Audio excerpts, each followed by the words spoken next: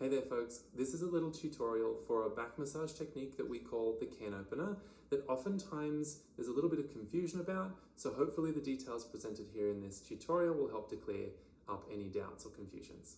You want to have your stance, you want to have an open warrior over the top of your person's back. You want to make note of where the spine is. You want to also take note of where the true ribs are. So for this technique, we don't apply any pressure to the false ribs at the bottom here or to the lumbar region. This is only on the thoracic region and where the true ribs are, okay?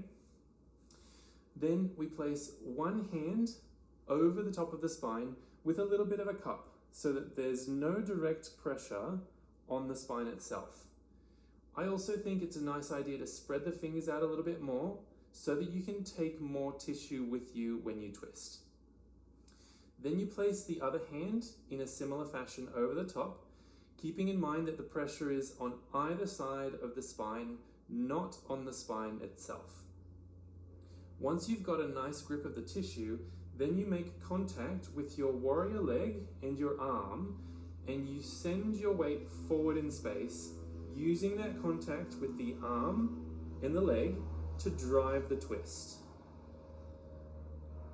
When you twist, you get to a point where the tissue is not going to allow you to twist any further, and that's where you stay. Hold for a couple of breaths and then release. You might move your hands just slightly. Usually there's 2 or 3 spaces for you to find here and still be on the true ribs, and then you repeat again, using the warrior leg to drive the twist forward.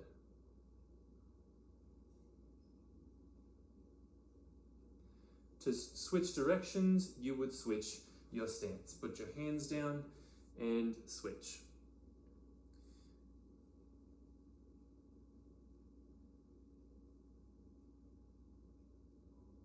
You also only go up as far, you only go superiorly as far as you can until the scapulae or the shoulder blades run into your hands. So if you're on the shoulder blades, you're too high, you're too superior.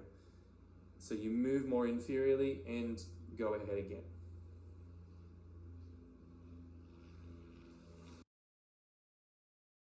There you have it. That's our can opener. Perhaps some of those details might have been new for you. Give it a whirl and see what you think. It should be a little bit of effort, but not a huge amount of effort in order to execute that technique. If you have any questions or thoughts about it, please reach out and let me know.